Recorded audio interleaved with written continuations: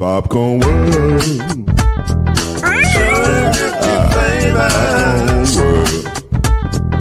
Popcorn World. Yeah.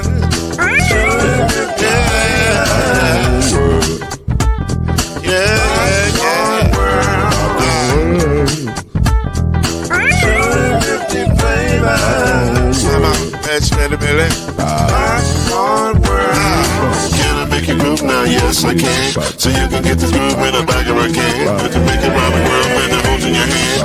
Popcorn World. 250 flavors gonna make you smile. 250 flavors gonna make you smile. 250 flavors gonna make you smile. I said popcorn make you smile. Ah. 250 flavors. Popcorn World. Popcorn World. Popcorn World.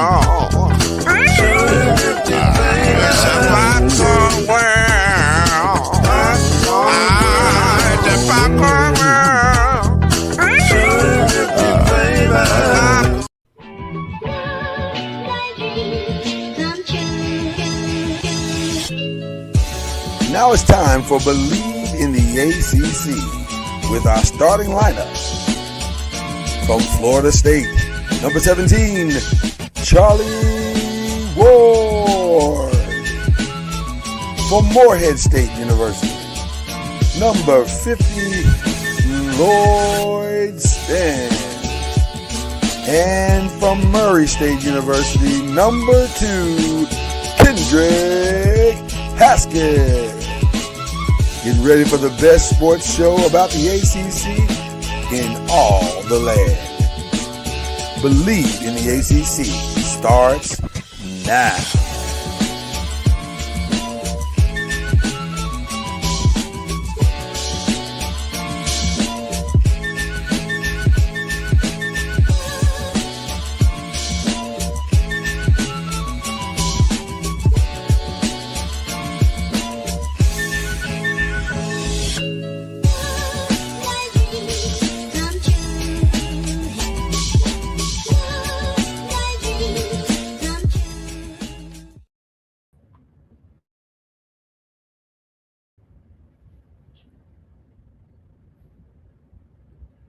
Okay, here we go.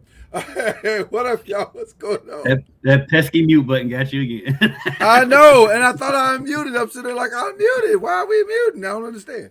What's going on, everybody? It's good to see you this morning.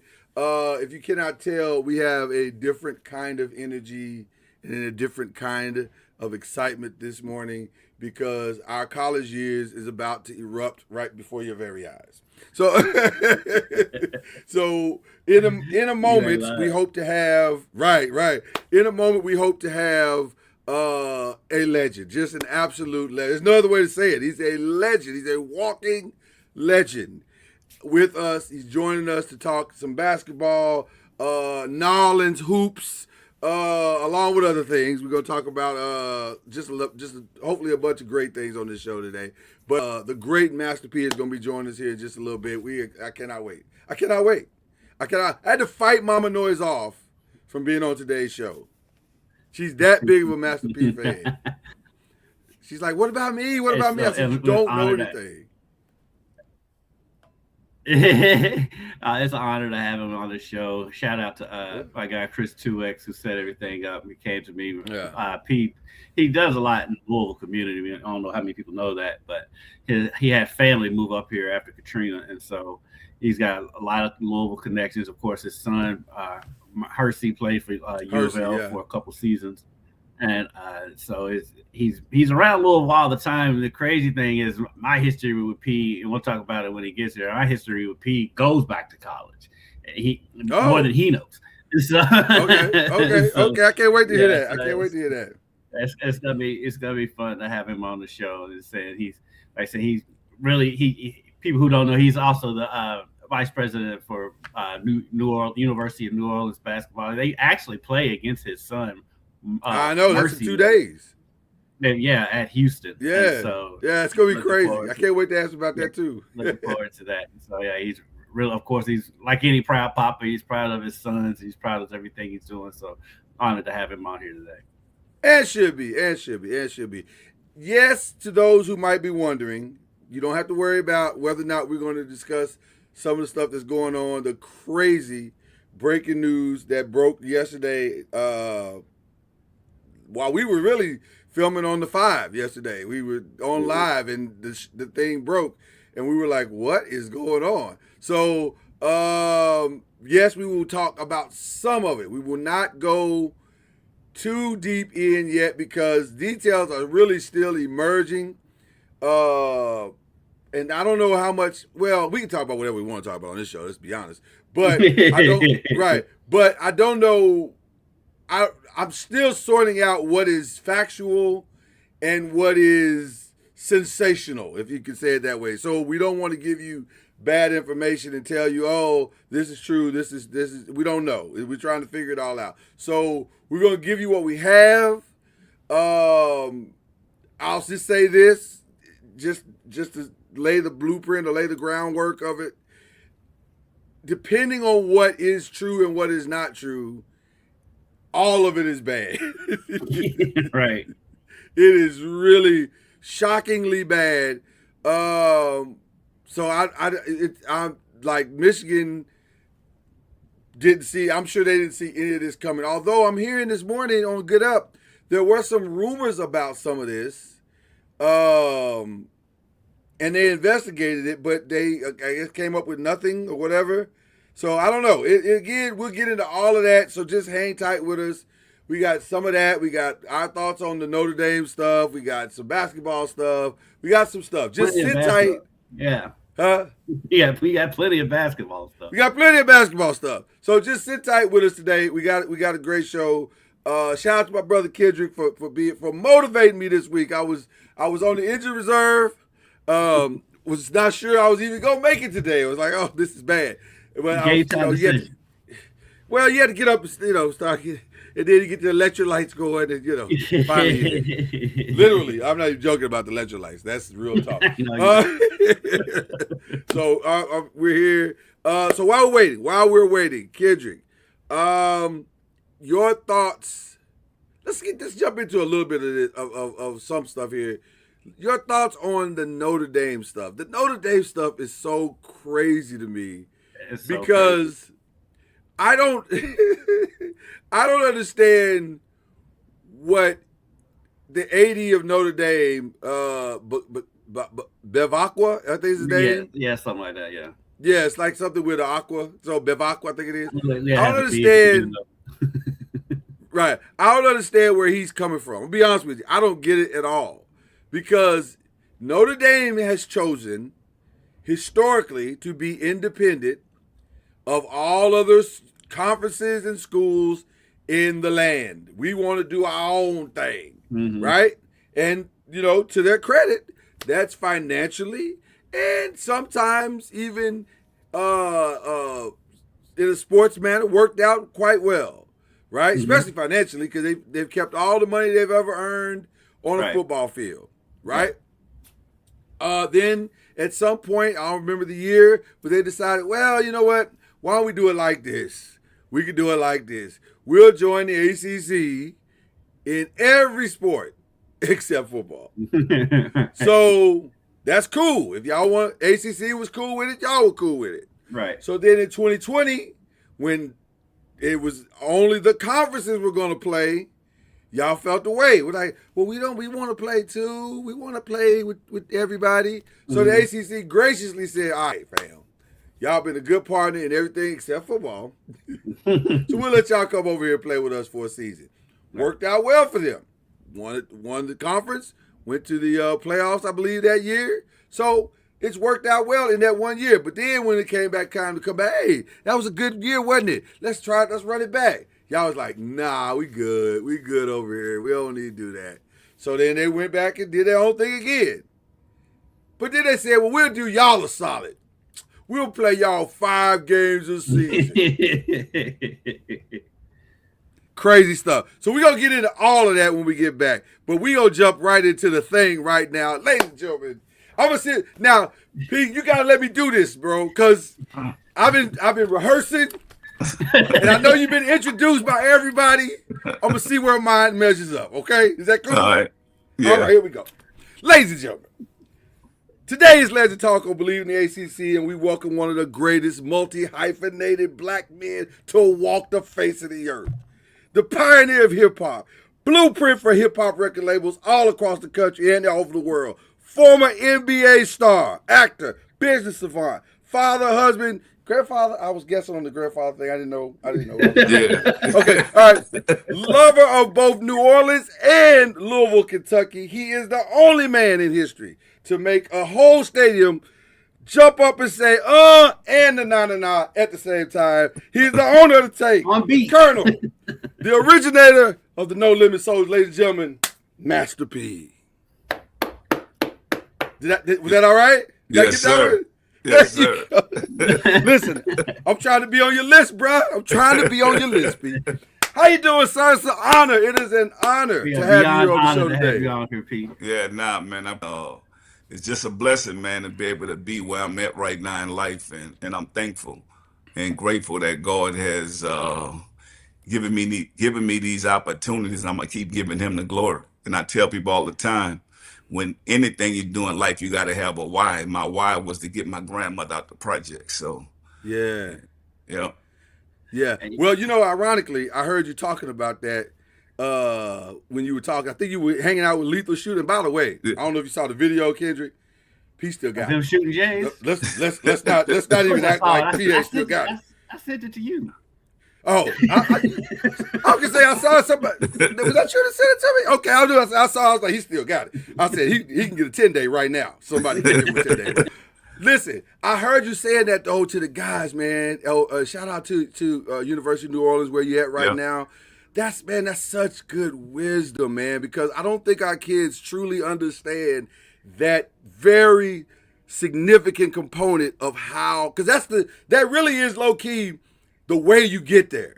Like you got to have a reason, something that makes you get up in the morning and push past all of it, right? Yeah, you got to have that why. And I told my son that, right? My son played for the University of Houston, and we played them this Saturday, which, I got the toughest schedule in college basketball.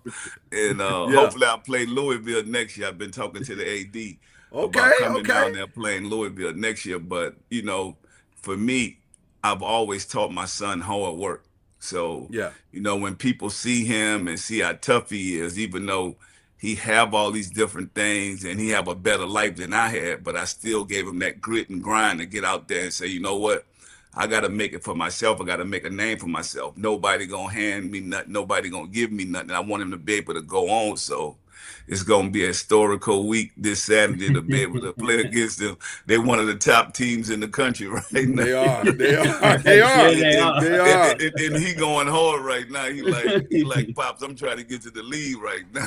So is a little bit of trash talk in the house right now. Like, is he like, Dad, I'm gonna have to bust y'all up a little bit. Like, he did that this summer, but right now it's more just family talk.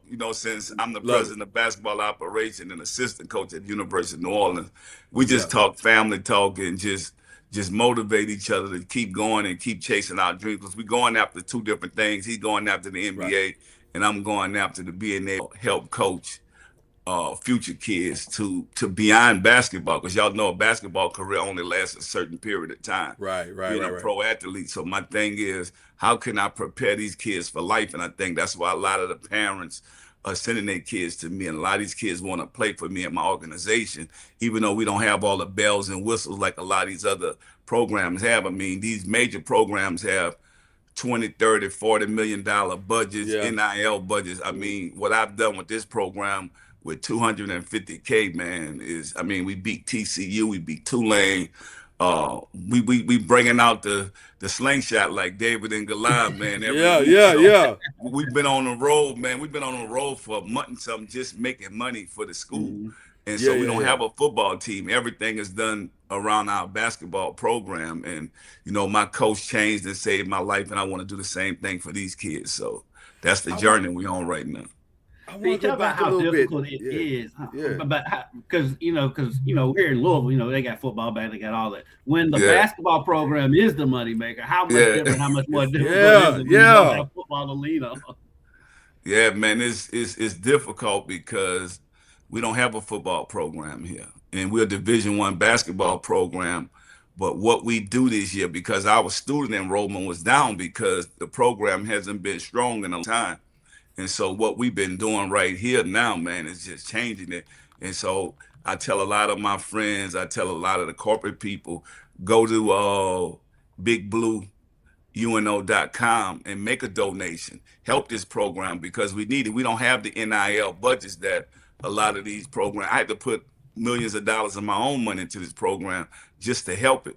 And so to be able to get some of the players that we have, the tough players, the players that want to work hard and be a part of something. I just, and I wanted to show people, like, I'm not asking people to donate to us something that I'm already donating to. I want them to know, look, I'm invested in this program. I'm investing my time. I'm investing my money. I'm investing my resources into this. So we are building this, man. And I just feel like in the next couple of years, we're gonna be special. So it's tough, man, especially when you don't have a football team, because the football teams, right, that's what makes all the money for the schools. They support the schools. Give us that website again, because we want to make sure we get that out for you as well. All right, it's bigblueuno.com. UNO.com. Cool. We got that. All right. Yeah, so if somebody sees this, you never know, might feel generous. Yeah. They can go on here and well, I gotta get you the right color. You're not orange, Jesus. Okay. But yeah, somebody feels generous, you never know. I talked to the AD at Louisville. I say, man, because a lot of teams are scared to play these big programs. And I'm like, you know what? We all for it, because for me, right, our basketball team don't matter in November and December. It's February and March for us. And, right. and if we could have a bunch of these tough games, I feel like by February and March, we're going to be where we need to be at as a program. What drew you to this university? So what drew me to this university growing up as a kid, this was probably one of the top basketball programs in the world. Like Tim Floyd was the coach, and me and Tim Floyd has a great relationship. And we talked about this maybe 2 years. He said, what else you want to do, Pete? And I was like, man, I really want to coach kids, either the NBA or college. And so we ain't talk about it for 2 years. Then all of a sudden he come back and hit me up, said, man, I got something for you. I'm like, he was like, come on back home to University of New Orleans, man. You can run this program and help us rebuild it. And I've been all in ever since, man. I got a great group of guys. We got a brotherhood. It's a family. And this right now, man, what people don't realize, right, I'm not selling these kids or their parents no dreams, because this is a business. Most of these colleges talk about building character, but this is a business. And now it's a 1 year commitment. Because think about it, right? Kids come to me and I keep it real and I say, you know what? I'm going to make sure you get the money that you need, but I'm also letting you know this is a 1 year commitment, because now, you could come to my program, get seen, get put on the map, and then you could go somewhere else. I'm being honest with these kids. Like, or you could come here and stay here and go through the 4 year process and get your degree, but I'm letting them know the business side of this, the truth of this. Every year, these colleges are recruiting. And so you got to know that. It's not like when we was in school, when we know I could be up for 4 years. If I transfer, I got to sit out. No, you could transfer and go play somewhere else. You could build your value up.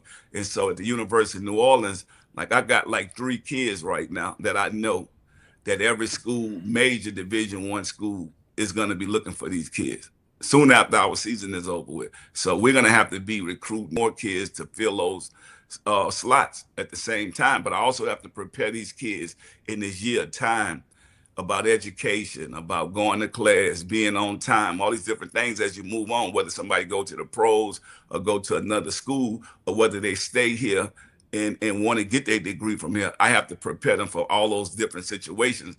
But I also got to be real with these parents now and say, this is a 1 year commitment. 100%. That's definitely the landscape that we're in now. Yeah. And how so different is that mentality when you know that. Go ahead, B. No, go ahead. I was gonna say, how different is that mentality when you know that if you have a good player like that, he's probably gonna go off to another major college. How different is that mentality when you kind of because you know the game, and so like kind of feel like you might be a little bit not so much of an agent, but you helping them get along. How different is that mentality is rather than trying to keep somebody there? You know what I mean?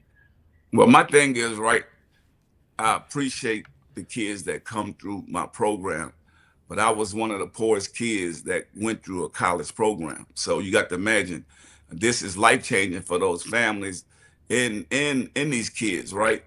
So a lot of these kids are the breadwinners in their families in college. Like we was getting $400 a month in college. So think about this, right? Now we have to prepare these kids mentally, emotionally, physically, to be able to move on and be realistic with these kids. I want these kids to be successful. I want to have testimonies come through my program where I can say, this kid come through here, he's successful. You could be the next one to come through here, and we can help you get to where you're trying to go at. Instead of selling a parent a dream, knowing that look how these coaches are moving on. These coaches looking for better jobs every year. And so it's no loyalty in this no more, the way it used to be. Think about it. You got to be realistic. Like, are you going to be the best business college where a kid can come through and understand, especially a kid trying to get to the league? And so these coaches no longer could sell you a dream to where, hey, come stay at my institution. This is what we're going to do for you. And then if they leave the next year, how do that look for on the program? And so that's what I'm saying, being truth and honest with these parents, saying, you know what, for this year, I'm going to be the best that I could be for your kid, and I'm going to help him get to where he need to get at, and we're going to keep a relationship, and we're going to build this relationship. We're going to keep this family going, because if I can help you get to where you want to go at, then everybody's going to be happy. The thing that I've always loved about you, P, is this. You have proved all the doubters wrong your entire career. Like, that's kind of like the foundation of the career. Oh, y'all don't think I can sell? Oh, okay. Matter of fact, my favorite story is your story about your original single going to the record label. I love that. Have you heard that story, Kendrick? Yeah, go ahead, but for the people who don't know. Yeah, please just give. I know we talking basketball, but I think that ties into this because you are the king of the prove the doubters wrong to me. So can you tell that story a little bit there? Yeah, I mean, when people don't believe in you, you have to believe in yourself. And as I was coming up, going to these radio stations and being independent, a lot of people try to dictate your future, saying, well, I don't like the song that you have. I kept bringing the song back to the guy at the radio station. He didn't believe it. And I'm like, man, he tell me come back the next week, bring him something else. I come back with the same song. He's like, nah, man, bring me something else. I'm going to play it. And I say, you know what? The last time I came, I said, man, just play it for the people and see what they think. Once he put the record on, people start calling in. They love the record. But imagine if I would have gave up, if I would have quit. Because it's all about consistency. And people don't realize McDonald's, all these big companies, they selling consistency. But us as a culture, we don't look at it and say, we have to be consistent at what we do and what we believe in. I mean, just like right now with my team, nobody believed in us. Nobody didn't think that we could beat a team like TCU. Like, think about it. Right. Coming from, early in the season, too. Yeah. And so every game to me is like David and Goliath, but it's like if I could get my players to buy in and believe that we put our uniforms on, do you really want out of this? That's why I say the why have to be so important. So, and people tell me, say, P, how come you can shoot the basketball so good? I say, you know what? I grew up in a project shooting with no lights. So all the lights were shot out in the project. So I had to learn how to shoot just right in the project with no lights. And so I had to listen and hit a ball go through the net. So imagine when the lights come on, I tell people I can't jump and dunk how I used to, but I'm always going to be able to shoot. His muscle memory is like riding a bike. So I played with Steph Curry, Dad. We played with the Charlotte Hornets together. So I watched Steph Curry as a little kid. And to see where he at now, man, it's incredible. But when you put the work in, and that's what I tell my son, I say, you know what? It don't matter where you come from. You could outwork anybody if you have that drive and that passion. And if this is what you want out of life, let's think about it. For me and my kids, nobody gonna give us nothing. I tell them we always gonna be the underdogs. And so, my son, they went all the way to the national championship last year. They came in the final two last year. They lost to Florida. Wow. And so, that's right. Yeah. That's right. So that was his freshman year. And so now it's sophomore year, and they got a hell of a team, man. But what I love about my son, his mindset, and that's what I tell people, your mind gonna get you a long way, because you never know what's gonna happen on the journey. Because most people want to see the end, and I'm always like, no, I don't want to see the end. I just want to put the work in and let God do what he do. And so I feel if we have that type of mentality, that type of mindset, then you're going to get to your dreams and your goals, because you're not expecting nothing. Because even when I got into the NBA, right, a lot of people said, can he play? So we ain't had social media back then. Right. So if you realize back then, nobody's going to let you. So think about it.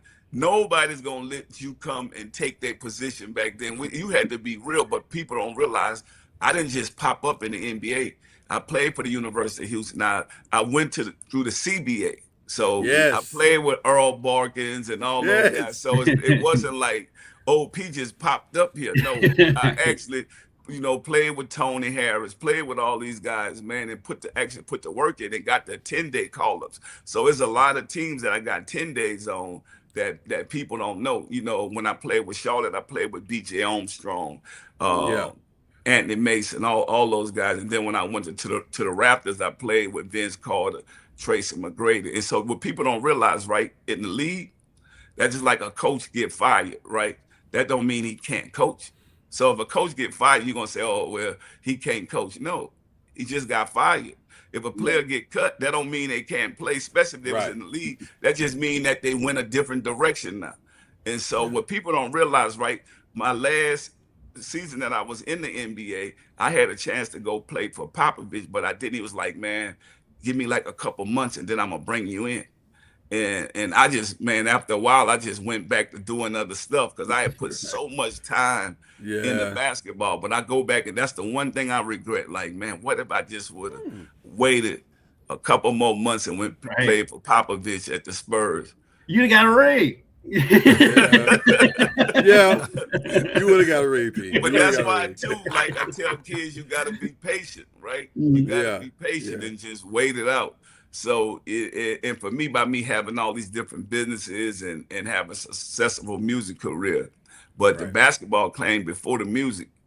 And so, a lot of people say, oh, man, you can't play. Man, let me tell you something in basketball. If you could dribble, get to the basket off the bounce, and score, like, think about it. Almost every game I played in, I scored. Like, that's what I do. I'm going to get a bucket. And so you can play defense. I was a tough defender, even as a kid. That's why they used to pick me up in AAU. They'll come. I was the last person they pick up in the hood because I could play tough defense. And so I remember when I used to play Sam Cassell would tell the man, take me out. They about to put P in because he knew I was going to foul him. I'm like, I'm about to get something on the book. Hey, you got 6 fouls. You may as well use them. Got to use them. Got to use it. I'm not going into a game and nothing. They're going to be like, oh, he ain't did nothing. I remember John Lucas was like, because, I always score in every game. He like, man, we're going to put 3 people on P and make sure we play the Milwaukee Bucks, make sure he don't score. I'm like, shit, I'm going to get to the basket. I knew they was trying to double and triple team me, right? I'd go straight to the basket and run into somebody. Now I'm going to the free throw line. I'm looking at him like, man, I'm going to score. That's just what I do. And so, man, to be able to shoot the 3 ball, I just was ahead of my time, man. And I tell people all the time, my music stopped me from getting a lot of opportunities that basketball was supposed to take me on. And so once the music came out, man, the music dude told me I mean, a lot. So think about it, I don't know if I was the first in the league with gold teeth and tattoos. I know. On my team, I hadn't seen nobody. When I played with Vince Carter, nobody had tattoos. I was in Toronto. Yeah, in Toronto. Nope. Right. And definitely not gold teeth. So I was no, definitely not. They was like, because so when I first got to the league, David Stern, because that's when Dennis Rodman was just wilding out. And David Stern was like, it's cool for Master P to be in the league, but Dennis, you got to chill out with some of this. Right. Nobody on your team was going on tour at the same time either. Nah. But you know what? Thing about this, y'all, I want to tell y'all how respectful I was for the NBA, and Krista Chan, she's still with the NBA. She'll tell you this, right? Like, I never had an entourage. I was low key. That's good. Go back and look at it, right? Yeah, It was just me. I held my own. I didn't want to bring a whole big scene out there, right? In the NBA respect, I went all around the world with the NBA by myself. Like, I didn't bring an entourage out there, man. Just one of the guys. Just me. And the thing about it, it wasn't Master P on the back of my jersey. It was Miller. Right. So I didn't go. Nobody gave me nothing. Everything I had to work for. I stayed in the gym. I lived in the gym. Put up my shots. If you could shoot the ball and put the ball in the hole, and if you're the last cut on any NBA team, you know all the plays, they're gonna bring you back. Yeah. So think about it. Like to get to where I was at, man, it was incredible because you're not gonna make it if you can't play basketball. I know a lot of people say, "Oh, well, could he play?" No, if you can't play, you're not gonna be the last cut on no NBA team. Let's be honest. You're gonna get cut the first day. Soon as you walk in there, cut him. He gone. He can't play. He's not in shape. So I was in shape. I was able to do what I need to do. I knew the plays. I played defense. And so that's what people got to stop saying. We got to stop hating on each other and just be real. Like, man, if you own that team and you the last cut, you're gonna come back. Let's be honest. Man, look, I tell people all the time, the 12th man on the bench in the NBA is better than anybody you know. Yeah. He'll give you 40. He'll give you 40 easy. Easy. Listen, for me, watching you go through that process was one of the most amazing things because it was like, first of all, to that point, we had never seen anything like that. Like, and even when you announced it, everybody's like, for real? Like he's gonna try. And then when you pulled it off, everybody's like, God, no, what is it he can't do? Like the man can do anything. Like just, you know, and like I look about the blueprint. I talked about the blueprint of hip hop and what you were for that. I still remember, like, you were the original trunk out the car guy. Like, you were it. There was I didn't hear about that until you started doing it. That's those bad boys. Right. Yeah. So I want to tell y'all, right, so I lived in Richmond, California, and, you know, that's where I got the independent game from. And you know, watching a lot of guys push their music independently. And I was able to do the same thing. And come down south and watch the Avon lady sell her products out the trunk of her car. And I just adapted. So thinking about it, people don't realize that a lot of things that you do has been done before, but it probably been in other arenas. And so with me, I'm like, man, this Avon lady doing this. I'm gonna do this and sell my CDs and just go on the road and go to all these different places. And I think that, you know, the same thing with basketball, you know, I played with some incredible players, man, like to get to where I was at in basketball. And a lot of people don't understand that.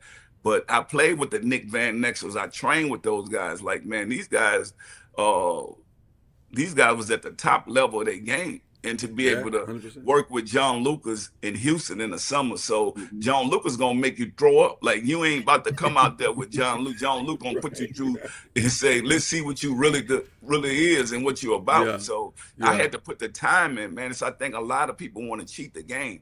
And I tell people, in anything you do, you can't cheat the game if you're gonna be successful. It's like the game of life. If you don't put the work in, you're not gonna win at nothing.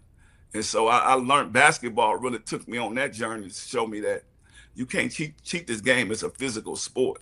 So if you want to be successful, you have to put the work in. P, you need to put that on a T-shirt. Go ahead. Don't cheat the game. Real talk. Yeah. And that's what a lot of people try to do right now, y'all. With the social media, you only see highlights of these people. You don't see the real grit and grind. You don't see what they doing after. Like, for us, man, coming up, you actually had to put the work because nobody was watching you. Nobody cares. It's only going to show. Think about it. When you see me and you see me playing in these NBA games, you know how hard it is to get a bucket in the NBA game. Let's be real. With the lights on, they got some people can play basketball in the gym in a park. But we talking about with the lights on, with thousands of people, with the cameras in your face. This ain't Come on, preacher. You know what I'm saying? Like this. And you got a target on your back because of who you are on top of it. I had a bunch of Duke players that went out for the team at the same time that got cut early in the season. You know, got cut early in the season, man. And it was like, you know, like every time about me, right? my music always came, because I think I was ahead of my time. My music got me out a lot of places, because it's like, man, you can play basketball. I love your game. You tough. But in Charlotte, the GM was like, man, this is a Bible-built city. And I'm like, oh, man, the man had the ice cream man sitting on his desk. I said, I'm out of here. I know I'm out of here, dog. Like, dude only knew me as Percy Miller. He was like, Master P? I'm like, man, where you get this from, man? Let me go pack my bags up. I'm out of here. I told Steph Curry, Dad, man, look, man, Dad, I'm out of here, bro. I'm going to holler at you. I'm going to holler at you at some point. We'll connect. We'll connect. No, but because, you know, you talk about how much you love the city of Louisville. Even back then, because you shout out Louisville on Ice Cream Man. You were too short of like one of the first couple of major artists to really shout out Louisville on wax. Yeah. What was it about Louisville back then, and why you have so much love for the city of Louisville now? Well, so back then, I mean, Louisville just loved my music. And so yeah, we did. We did. So, shout out to Louisville Gardens. Yeah. And then after Hurricane Katrina, when Louisville took my people in and they didn't even know, like, this is my family, man. Then I fell in love with Louisville. Like, man, they just opened their doors up for my family, you know, during Hurricane Katrina. Yeah. And man, I was like, you know, I really started investing into the kids, got in with Christopher 2X. We created all these different programs, and man, that's been my second home ever since. So it's about helping the next generation and to be able to have these programs and being there for these kids, knowing that these kids is just like me. A lot of these inner city kids, you know, if we give them the right opportunities, they're going to be the next future stars, the next doctors and leaders of our community. But if we show them no love, then they're going to turn out just like a lot of other people turned out, because they have no foundation. And so after Hurricane Katrina, man, I just kept coming back, kept investing in the community. And, you know, I let God do the rest, man. And we've been in some of the toughest neighborhoods in Louisville, just changing lives and saving lives for young kids. And, you know, we buried so many young kids, you know, and that was the most saddest part for me, that losing these kids to senseless violence in these communities. You know, these kids that had nothing to do with some of the things that was going on in the streets. And just, you know, watching these kids lose their lives, we're like, nah, man, we got to do something about this. So we have to figure out some kind of prevention and how to talk to these parents and how to show these parents that, you know, life is so precious, especially give your kids an opportunity to survive. So those are the programs that we was able to create in Louisville, and we've been doing it ever since. Normally we would have the great Charlie Ward with us to join us. To the show. Did you ever get a chance to kick it with Charlie Ward or play against him or anything like that? Man, that boy was tough, man. Yeah, man. So that's what I'm saying, to have that type of grit and grind that he had, man. Like, you know, you special when you have that, to where you get up every day and it's a fight, it's a struggle. Like I'm saying, you know your why. I feel like Charlie knew his why. And I think that's the difference, man. Like, a lot of people don't know their why. And I mean, basketball is a physical sport, man. Football, and so what I like what Charlie Ward did, you know, he played football and with me. I think that's why I was so tough on the basketball court, because I got hit so much on the football field. And so when I got hit, so they said back then they don't do it no more. They put us in the bull ring, right? So I'm this little skinny kid. They put me in the bull ring, right? So I'm like, man, the coach is like, we're going to see if he's going to quit. We're going to see how tough he is, right? Right. Man, I got hit so many times, dog. And you know, but I had to show these coaches in the hood that that wasn't nothing. Right. Even though when I got home, bro, I had to soak in the tub. I was like, damn, I ain't never been hit. Got that Epsom salt. So, but I'm gonna tell you what that did for me, right? That made me want to go hit. So now my next thing, by me playing free safety, I figured it out. I was always trying to get that color on my helmet. I was always trying to knock something off. There you go. And then basketball was easy for me. Yeah. And you also figure if you play free safety, you figure out it's easier to deliver the hit than to get hit. That's what I'm saying. Right. That's Much what better I'm saying. scenario. Much better scenario. P, I gotta ask you this, man, because I feel like we don't celebrate you enough. But just here recently, we got a chance to celebrate you at the Versus. How was that for you, man? Yeah, it was good, man, to be able to be. And I tell people all the time, right? We don't know how much time we have on this planet because it's a short time. And man, we lost young BLEAV after Versus. So man, my prayers go out to his family, man. But definitely a legend. And I tell people we're gonna do this one more time for the streets. Like after basketball, I'm setting up a tour and getting out there touching the fans because I got so many fans all over the world that just want to see us. They want to see us. So I say this gonna be one more time for the streets tour. And it's just gonna be my last tour because I'm really want to focus on helping these kids and coaching and being a part of the next generation, helping us grow. I think that's the thing, because when we see a lot of people that come from where we come from, we only dwell on the negativity. We don't believe that we can change and grow and be better. And so I want to show the world, look at me, look how I changed my life. None of us are perfect. And I was telling Snoop this the other day too, the same thing, like, man, stay focused, stay on the grind. The devil is going to send everything at you when they knowing that God got a different mission for you, got bigger blessings for you. And that's what we own. We own a bigger mission now because we done survived all the negativity.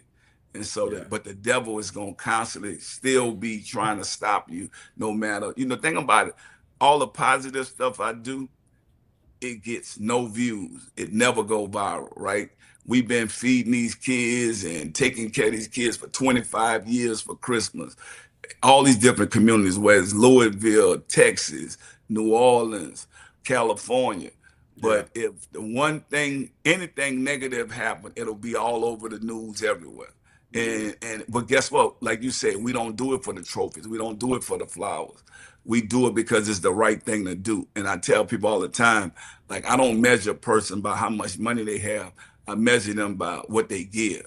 And that's how I look at it in life. Like, and we are blessed to be able to be givers and be able to give and to be able to go out there and see our fans, because I couldn't sell 100 million records without my fans, and I wouldn't be able to do the things that I'm able to do without those fans. So, I always just want to tell my fans I love them, and I have the best fans in the world. And I just can't wait to see them one more time for the streets. And I tell anybody else that's watching this, any young person, don't be afraid to get older. It's a blessing. That means you're doing the right thing. And so we have to stop. We have to stop dying young, man. I think that we think that that's cool, that we want to be the toughest and the hardest. I never wanted to be the toughest and the hardest person. I just always stood up when I need to and do the right thing. That's why I show my grade, because he won't show his grade. He won't show his. I show mine. I keep looking I can't let people know that I am actually 50 years old. But here's why I want to give you your flowers and thank you, because you probably don't even realize when you all were hot, and then because I graduated college in '98, went to Murray State University, little school in Murray, Kentucky. New Orleans should play there, by the way. But anyway, we had a video show on the air in Murray called The Urban, and the main record label that would make sure we had videos, had merch, sometimes we got videos before BET and MTV. Y'all looked out for us. This small little video show in Murray, Kentucky, man. I always wanted to tell you, man, we appreciate that. Yeah, like I said, man, I'm thankful for the people that believe in me and my career. And this is what, helped build the wealth for my family. And it's all start with wisdom, and it all start with God. And like I said, none of us are perfect. But as long as you could keep growing and get better and making the right decisions in church, like, you're going to be okay. And I think that for me, when I get up in the morning, I thank God, saying it's a blessing to be a blessing to others. So, man, we're going to stay on this journey, and we just going to keep educating our culture and our people and just keep growing. Going back to your basketball playing days. Yeah. Who talked the most trash, and what was the funniest thing you heard somebody say to you when you was out there on the floor? So think about it. He don't talk that much trash, but it's just what he do, right? So people don't know this. I played against Kenny Payne, AAU. So Okay. so Kenny Payne. So people don't know, I was gonna come to Louisville with Denny Crum. Denny Crum was recruiting me, and I was trying to get And so what was crazy, right? I didn't know Kenny Payne was going there, but I played Kenny Payne. He was in Mississippi for AAU, so he was a Mississippi guy. And by me being a Louisiana guy, I mean, he was like the best player in the country, especially in the South. So when we played them, my coach told me, like, this guy is going to be the guy to stop y'all from going to the Nationals. So you're going to have to do something. Yeah. First couple Kid was long and everything. Man, he was big. He was like, only thing I could do was hurt this guy. I went straight to foul him. You got 5 fouls. You got to use them. You got to use them. You got to use them. That's what they're there for. Bruh, it was so funny, right? So I remember that, right? And I'm saying, damn, I'm the dude that fouled this dude. Then he ended up being the head coach at Louisville. And he was recruiting my son. So I'm like, should I remind him? I think he probably forgot. After. You remind him after you sign. Let the ink dry first. You don't remind him. After the fact. Oh, man. Listen. It was crazy, right? He didn't forget, dog. So he reminded you. That's great. But we've been I know who you are. Well, you probably don't forget the guy that fouled you hard 5 times. You probably don't forget that guy. And then go quadruple platinum later. That was the only way we could beat them, dog. It was so good. Did y'all win? I love it. Yeah, we won. It was like, there you go. So it worked. Shit, we put him out the game. That was it. You can't fault your coach for a winning strategy. You can't fault him for that. You had a winning strategy. I ain't mad at it. Sometimes you just gotta be physical. Gotta be physical. I love it. I want to ask you something selfishly. This is selfishly for me, from a business perspective, because we over here we doing following some of your blueprint, trying to do movies and TV and podcasts and all that stuff. What's the number one thing that you would give us as young entrepreneurs, 50s, but still young entrepreneurs on a similar path? So my thing is, right, like I told y'all earlier, right, what's the difference with McDonald's? McDonald's is they're not selling burgers. They're not selling French fries. They're selling consistency. And so whatever you do, imagine, we talked about me going to the radio station, right? I think a lot of people don't understand that part, how to be consistent. Like everything that you do, you got to do the same thing, even if you don't see the results right now, right? Every day you got to do something towards that dream and that goal, those seeds that you are planting. I think a lot of people give up because they don't see it growing. It's almost like, you got to plant the water and keep going every day, even though you don't see the tree coming. You're like, damn, man, is this really happening? What why this not happening for me like it's happening for somebody else? It really is happening if you believe. But I think a lot of us give up too quick. We don't see it happening. Or you look across the street and you see what somebody else think is happening for them. But also you got to thank God for the timing it don't happen, because we on His timing. But you got to put the work in. I think a lot of us don't want to put the work in because we just want it to happen overnight. If you're not in a rush, you're going to get to where you're going, especially if you believe in what you're doing. I tell you all the time, I want to be successful as bad as I want to breathe. And if you have that type of mindset, you're going to be successful. Like nothing is going to stop you. Nobody stopped me from going to that radio station every time, bringing in the same thing. And so I made the non-believers believe. And I think that's what you have to do. Make the non-believers believe. And you know that if you're doing something different and unique and it never been done in your town, you got to just keep going. And then once you get there, then everybody going to be, oh, I knew you could do it. Think about it. Right. Yeah. We knew it was going to happen. Just not willing to say, man, how many years it going to take? Because once people know that's going to, they fall off. And I think the right people will fall off that you need to fall off. Because a lot of those people are stopping you from, I call them dream killers. Like they stopping you from getting to where you're trying to go at, because even that negative energy around you got to get it from around you.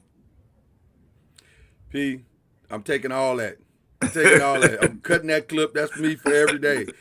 Listen, I want to tell you, man, how much I appreciate you. I had to actually literally tie my wife down this morning because she was going to take over the show. And I'm like, you don't know nothing about sports. She said, yeah, but I love Master P. I was like, it's not the same thing. It's not the same thing. So, but she is a massive fan, so she sends her love and shout out to you. But I just want to thank you so much, bro.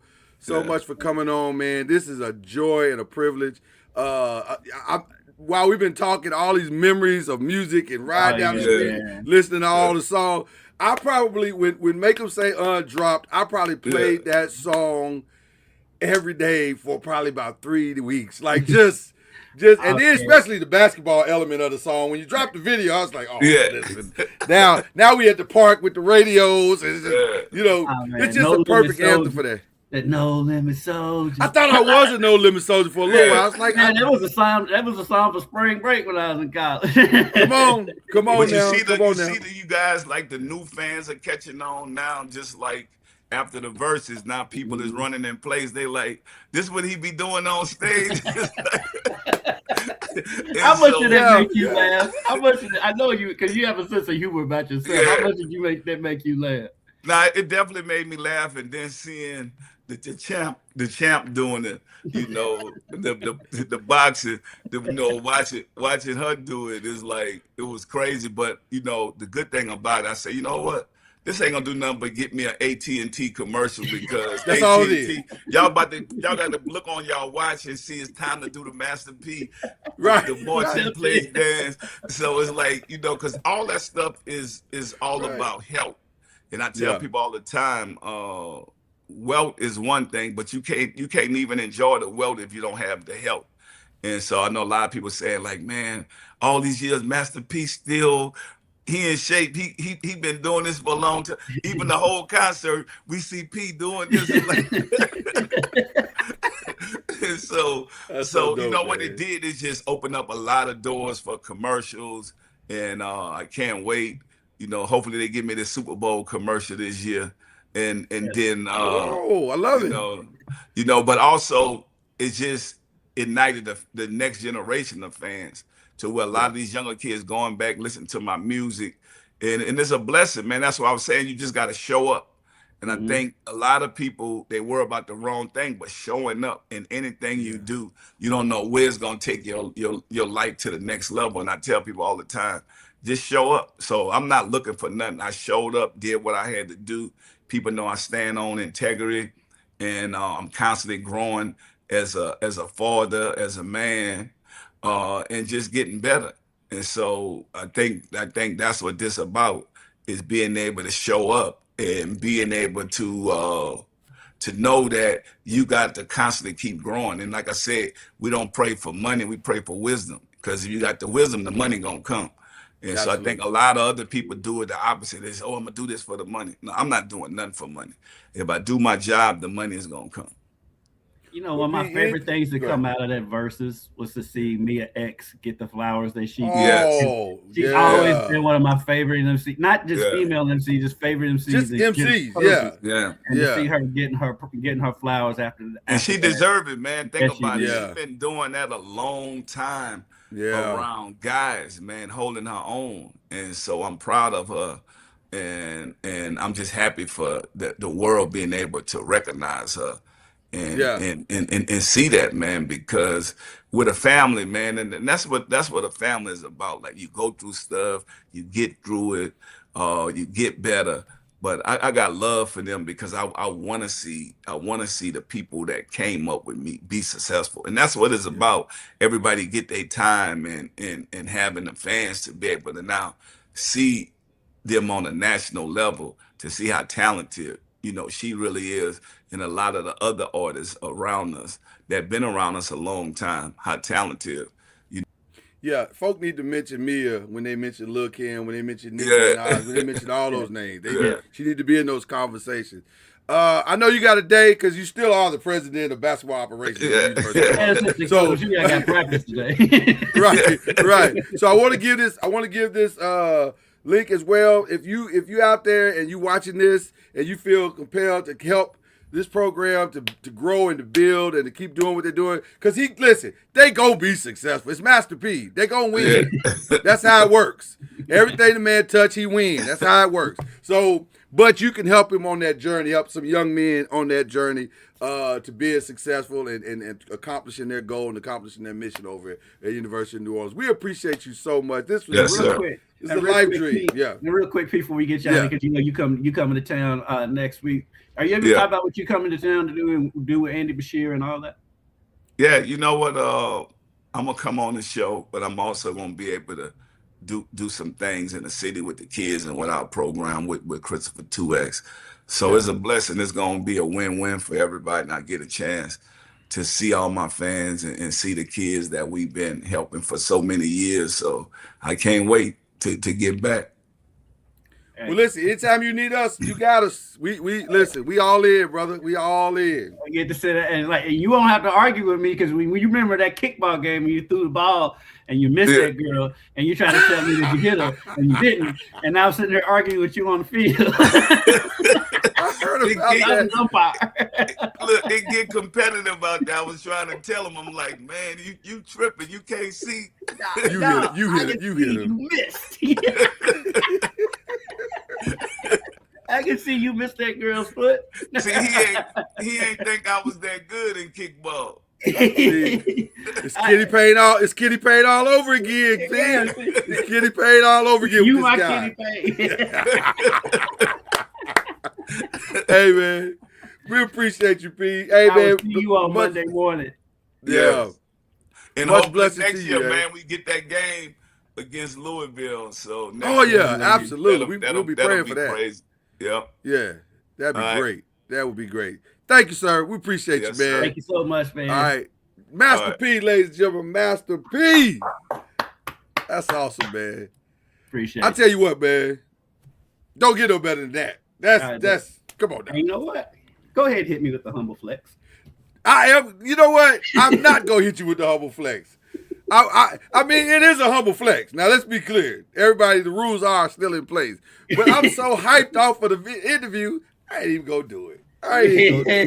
Now, next time we on the show, I'm probably going to do it just because, that's just how I work. But but listen, we've had a great time talking Master P. And that's the good part of everything.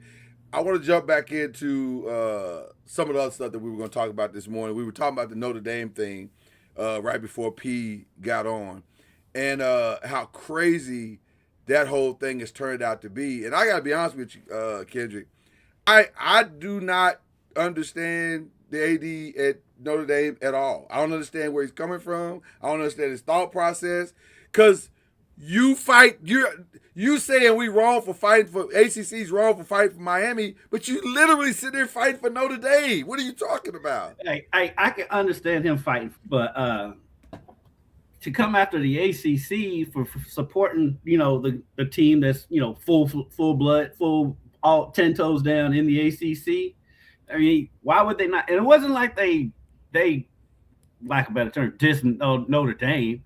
They just saying our team deserves to be in there. Notre Dame is just like right now they just look like the spoiled rich kid who didn't get their way. Now they're just making a whole bunch of noise. But Notre Dame is. Let's be honest. Notre Dame ain't won a national championship since Tim Brown was there. Right. So facts. And so the amount of respect and everything that they get. Now, granted, I ain't mad at them. If you can get it, get it. But all the deals and everything that they have going I don't understand it. Why are we bending over backwards from Notre Dame? Even because next year, the clause kicks in where as long as they finish in the top 12, they're good. They in the playoffs. Right. Why is Notre Dame getting this deal? I mean, yeah, okay, they are a TV draw, but Miami's a TV draw. But are they though?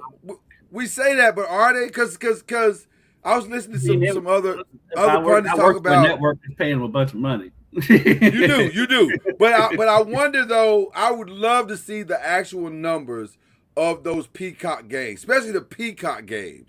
Like, are people really watching? Because a lot of people don't even know where Peacock is, how to find Peacock. So it's still early in the game for that. But that's where a lot of the. That's where a lot of the. But I don't think you can really judge it for another couple of years because I agree. A lot of people still don't know how to even get Peacock. Right. So, but one thing I do agree with AD about, there has been damage done for sure, and he's gonna have to walk this back at some point. Shout out to he's the Big the one 12 doing the damage. Right, he's the one doing the damage. The Big 12 commissioner said it best. He said, "Hey man, you out of pocket, right? For real." And I'm hearing a lot of talk about ADs at different universities saying, "Oh, this is how y'all feel? Okay, well, how about we won't schedule y'all?" Right. Because if you're an independent, you got to find your own games. Right, and they could easily schedule you out of not making the top 12. Because if you ain't got nobody to play, how you get to the top 12? Right, you ain't gonna get to the top 12 playing, San Jose States and at all. No disrespect to San Jose State, but you know what I mean. It's a little disrespectful, but not inaccurate though. Not inaccurate though. And one thing also that's interesting about the Notre Dame situation right now, I saw an interesting thing happen, and I'm selfishly saying what I'm about to say. I'll fully admit that right now. But I saw Vegas had Marcus Freeman as the next head coach of the Giants at negative 200 odds. I was like, what? And you got. Which, by the way, I didn't know how to feel, actually, Kendrick. Because how many times have we seen this movie where the college coach comes to the pros and it don't work out? You know what I mean? True that. So I don't know how to feel. It's trying to think, because the NBA it usually doesn't work, but in the NFL, what's the record on that? It seems like it's okay. It's better. It's definitely better than the NBA. Because in the NBA, it seems like the only one that's even come close to real success would be Brad Stevens, maybe? Brad Stevens. I guess you could say Billy Donovan because he's still there. I mean, he's still there. I don't know if that kind of success he's had, but he's definitely still in the league. But it doesn't work out a lot. Like Tim Floyd didn't work out. Patino didn't work out. Calipari didn't work out. It doesn't work out for some of the best coaches in basketball, college coaches in basketball. It doesn't work out because it's not the same game. Now, in football, yeah, I mean, Pete Carroll did his thing. Jimmy Johnson did his thing. Harbaugh has done his thing. It has worked out better in the NFL, but Marcus Freeman is so new to this. That's the only thing that makes me nervous. He's so new to this. And so he's done a phenomenal job at Notre Dame with what he's been given. You say his new to this is different from the average new to this because he's new to this at Notre Dame, where it's basically the expectations are just as much as they are in the NFL. So I think that's true. That's true. That's good too. The hell, so expectations at Notre Dame are out of whack anyway. Every year. So that's more expected. He can handle the Cowboys job at this point. Let me ask you a question. More uneven and ridiculous expectations at a university, Notre Dame or Kentucky? Notre Dame. Kentucky basketball, I mean. I know what you mean. It's still Notre Dame. Yeah. You think it's Notre Dame? I don't know, man. We've seen the Couches burn. Kentucky has had success in basketball way more recently. Well, now that part is true. That part is very true. I just think they won what 3 national championships since Notre Dame won a football. In 12 and 98 and 96. Yeah. I'm thinking about it. Yeah, you're right. Okay. Fair enough. Duke. Well, let me say this also. We're talking about ACC sports, and then we're going to get into some basketball.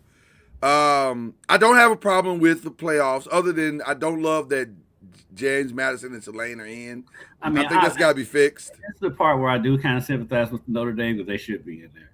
But the team they should be in there over, and the team they should have won at, but they won't because they don't have the cojones, is Alabama. You should be going after the SEC. Alabama's the one that shouldn't be in there. And they're playing another SEC team when they get there in Oklahoma, who's nobody believes is going to win, and nobody believes is going to win the national championship. So, don't let the guys from the 5 hear that, because you got 2 diehard Oklahoma fans on there. So, I know. Well, one of them attended. I don't know why the other one's a fan, but one of them attended there, so I get why he's a fan. He's an alum. And man, they'll argue me down, but deep down, they know. I think I don't bring it up. But yeah, I think they're aware of where they are this year. They will argue me down, but they know deep down. Yeah, I think they're fully aware of where they are this year. But I want to say this also. One of the things that everybody should also be upset about is with the ACC. Now, I defended the ACC as far as them defending Miami, but also a lot of what has happened is the ACC's fault.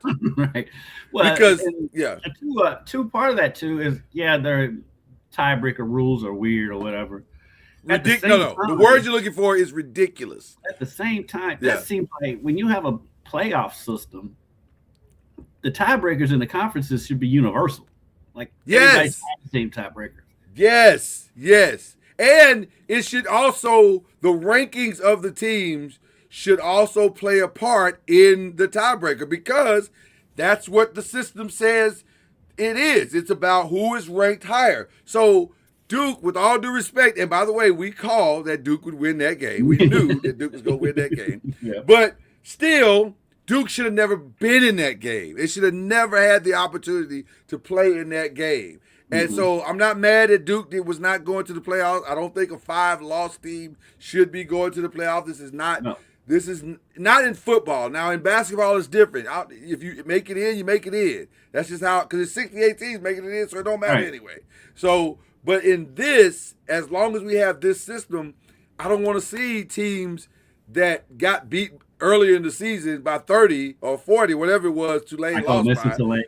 Right. Yeah. We don't want to see a repeat of that game. So I'm still in favor of a tier in between the FCS championships and the FBS championships, like we do in high school. Like there's a 6A and then here's a 5A. Maybe you put those mid majors in that 5A and let them fight for something real. Like, come on, man. Or what I think is probably not too far fetched, a playing game. Like Tulane and James Madison to play each other to get into. I like that. And then you preserve that last spot for another Power 4, Power 5 team, whatever. I like that. I can get on board with that. They can get in and play the number 11 team. Or they get in and play the number 1 team, whatever. But however you want to do it. However you want to do it. But I'm definitely on board with what you're saying for sure. But ACC mucked it up with that part of it, and kind of sent the whole thing in a tailspin, which I kind of feel like the committee was kind of counting on the ACC to get that right, and when they didn't get that right, they didn't have a backup plan, which is part of the reason why all of this fell apart the way that it did. So, but again, I don't necessarily have an issue with Miami getting in. I think Miami, well, I don't know. That's a tricky one too. I love it for the ACC, but I don't know if Miami is the most deserving team to get in. Like, you can make a case for Notre Dame. You can make a case for Vanderbilt. You can make a case, honestly, for Texas, even though I've heard a lot of people say, no, Texas had 3 losses. I get that. But Texas was trending in the right way, and 3 of the teams that Texas beat are playing for the playoffs. So it's just a weird – I think we're headed to 16. Let's get there as fast as we can. It's going to be 16. We already know it's going to be 16 next year. Yeah. And even when the ACC is the one coming out saying, like, what are they saying it for? But because the college football playoff basically saved the ACC's bacon by putting Miami in the playoff anyway. Right. So that was basically the playoff committee stepping in. It's like, okay. There you go. You had your fun. All right, so let's jump over to the basketball pressing pros, and just pressing pros in the sense of just the NBA, but we can't really, from a press side, we can't really ignore the massive breaking news that went on last night with Sharon Moore, the former head coach of Michigan. And I'll just say this. There are a lot of things floating around about what has happened in that situation. I don't know. Well, that's not true. Let me not lie to the people. I do know some things. I'm not willing to say everything yet. I'll say this. I think I've confirmed that there for sure it was a very, very, very inappropriate relationship that happened on campus with him, especially since he's a married man. This is, you can't do what he's done in that regard. I won't mention the young lady's name or anything like that, but the nature of the relationship was inappropriate on several levels. What came out of the relationship seems to be inappropriate on several levels. What he's being accused of, and we can talk about that right now. The charges are wow. The charges are wow. And I was trying to find. I thought I had it in here. If you have it before I have it, I'd appreciate it. But okay. Well, the charges are pending, obviously. The charges are pending, yeah. But they're I don't. Well, we won't mention it right now. We'll just leave it alone. But there's a lot. There's a lot of charges that are going on. I hate it. So okay. So there's so many levels to this, but we'll just keep it here. I hate that whatever Sharon Moore was personally going through, that he didn't feel comfortable being able to share that with anybody, because clearly he used this particular thing as a vice to deal with probably what is pressure that he had never felt before. Because we all have to remember, Sharon is young. Sharon is 39. Yeah. He's a young dude being thrust into one of the premier blue blood programs in the country. Mm-hmm. That's a lot of pressure. And it appears that he was not quite ready for any of that. And so this became a vice where he used, and I'm not trying to make excuses for what he did, because what he did was wrong, and he's grown enough to know that it was wrong. I'm sure he knew it was wrong when he was doing it. But I kind of understand. I've had time to think about it and process it a little bit, and I kind of understand maybe how he got here. Maybe this was a lot to give somebody who just wasn't ready for this moment. Yeah, I mean, he had a lot thrown at him all at once, and like I say, I don't want to make up excuses for him for what he did or his actions. He was wrong for what he did, and 100%. And it's going to take a lot for him to bounce back from this. I mean, most likely his coaching career is over, and so yeah, at least head coach, he may be able to get on staff, but to think he's only 38, yeah. And basically he's a young dude. And so, yeah, his life's turned upside down by his own doing. Yeah, I mean, I don't want to absolve him. We can't absolve him of what he did. I won't do that, because it is him. But I also have compassion for a human being. Right. So, right. That's the situation. I mean, I've already got people texting me during the show. You think Brian will go to Michigan? I'm like, he didn't go to Penn State. Yeah. So I doubt it. Now, the rumor that I'm hearing already, and I'm sure you heard it this morning as well, ironically, is Kellen DeBoer. Yeah, I actually saw that last night, and I blew it off, but then I saw it again today. It's starting to pick up some steam. And by the way, if I'm Kellen DeBoer, not a bad move. Because the worst thing sometimes you can do is follow the guy. We've said that before. And to be fair, he's having success. he got realistically, right? He's having success. It just isn't the success that people want at Alabama. They want championships or bust. And so I'm curious to see if that domino falls. If I'm Kellen DeBoer, I at least got to listen, don't I? Because Michigan's going to throw a boatload of money at you.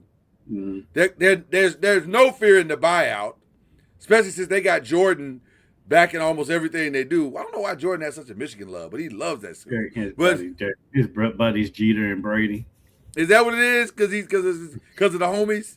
He's trying to hang out with the homies. So I can see him. I'll be honest with you. I can see a path where he makes this move. I can see it. I can see it. I don't know, because I feel like easier path to the championship, Big Ten or SEC? It's the Big Ten, because outside of Michigan, Ohio State, Indiana, and Oregon, right? You should be fine.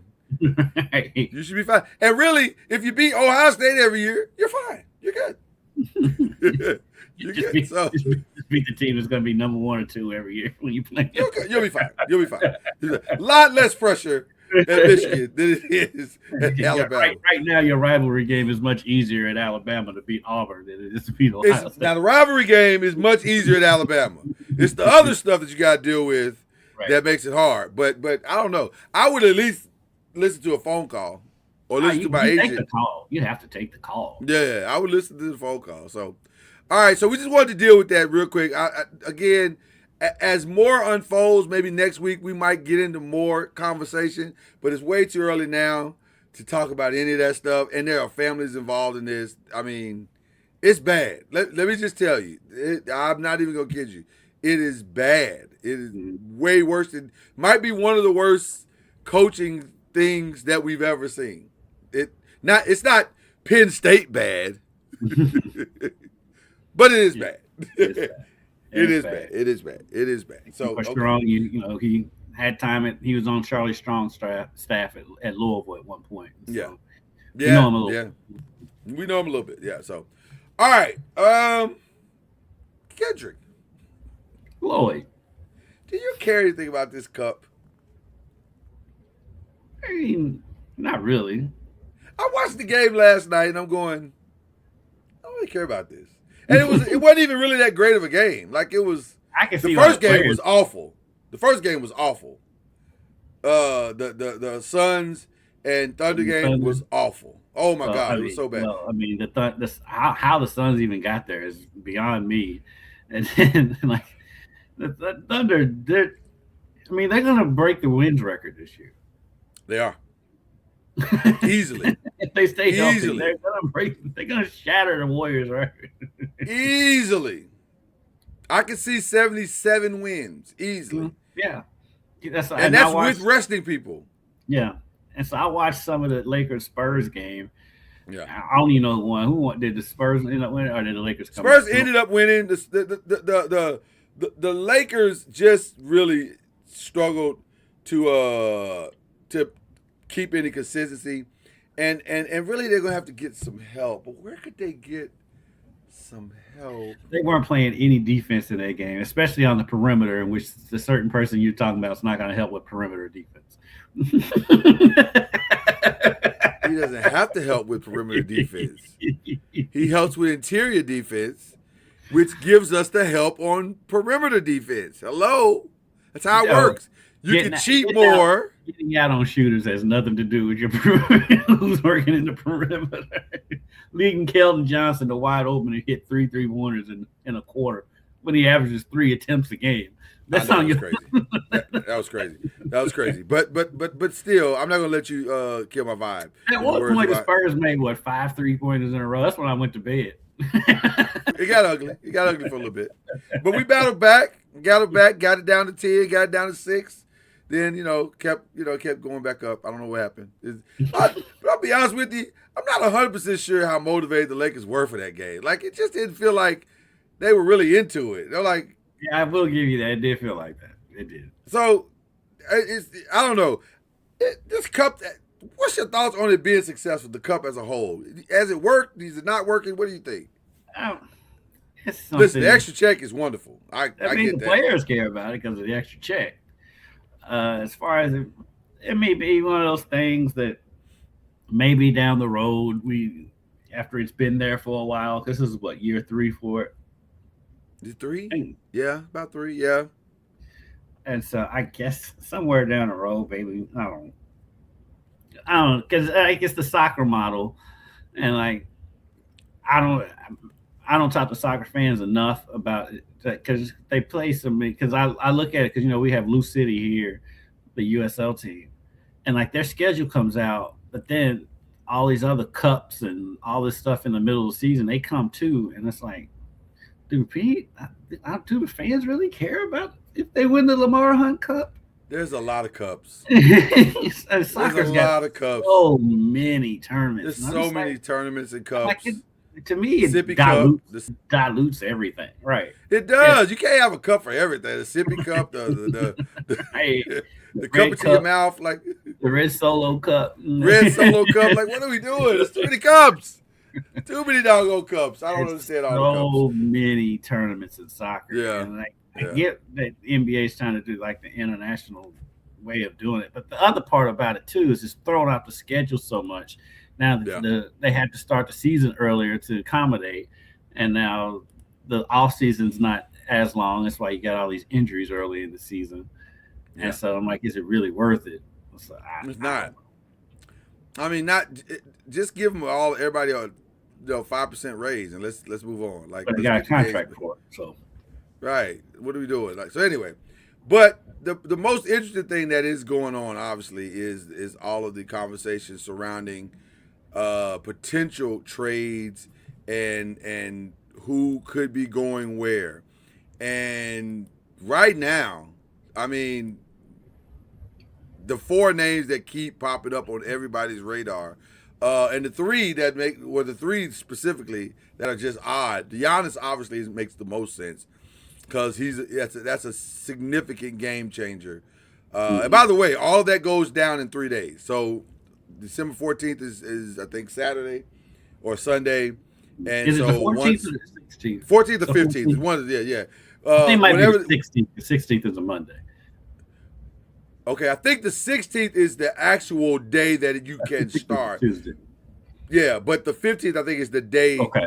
Everybody hits the deadline of now everybody's tradable. Okay. So anyway, but something like that. But anyway. It's next week. It's next week.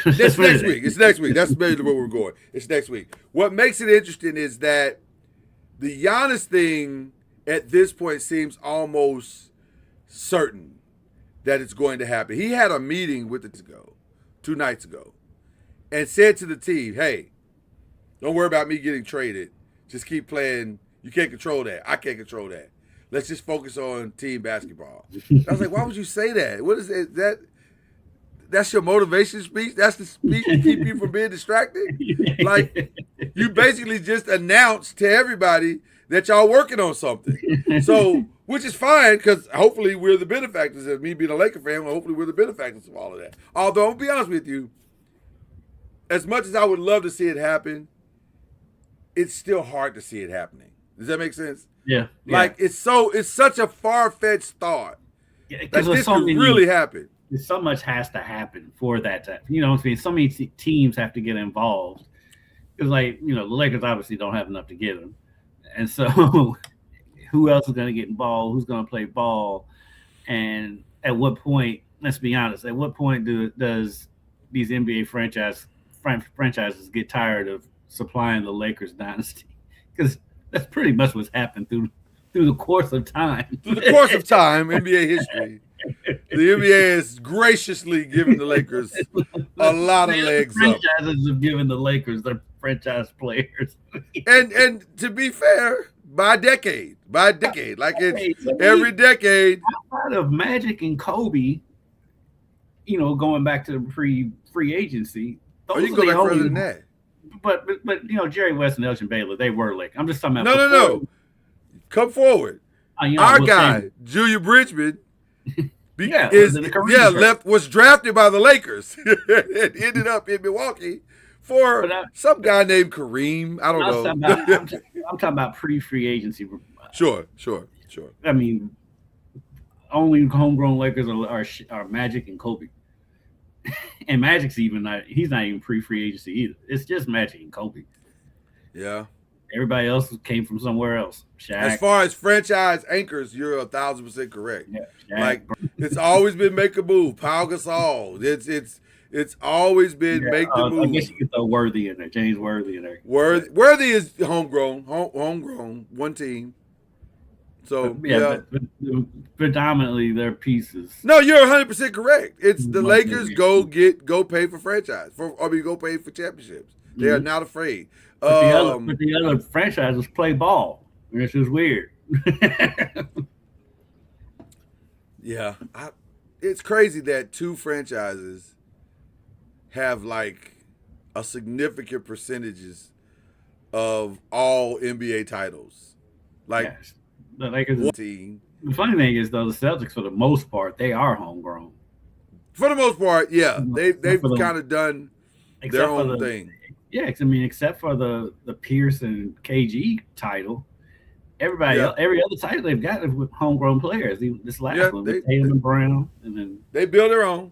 Build their own. It's two totally different styles of running your franchise. So with free agents, I call free agents, trading doors beginning to swing open. I gotta ask about Giannis. I gotta ask about Ja. Although the irony of Ja is it's the opposite of Giannis. Yeah, they're struggling to find a market for him. They can't, and he keeps making it worse. Like he walked on the court the other day. By his face, I'm saying, what are you doing? Do you not understand your circumstances and your situation? I mean, are you not aware? Where is his agent? Because everything, again, I go back to what Klay Thompson said. Everything he said was spot on. And it's like, again, we've been saying it on this show for 3 years now. Yeah. They don't have a vet. Yeah. They don't have somebody to just snatch him up. They don't. And so now, he's been out for a while with this calf strain. And so it makes you question, like, is he really still out, or are they just keeping him healthy to trade him? I feel like it's that. Same thing, and I'll be honest with you. I'll say the same thing about Zion. I think it's the same thing. I think some of it might be injury because Zion is forever hurt. But also, I think so is Ja, right. So ironically, they were AAU teammates. But 1 and 2 draft. I think some of it might be we need to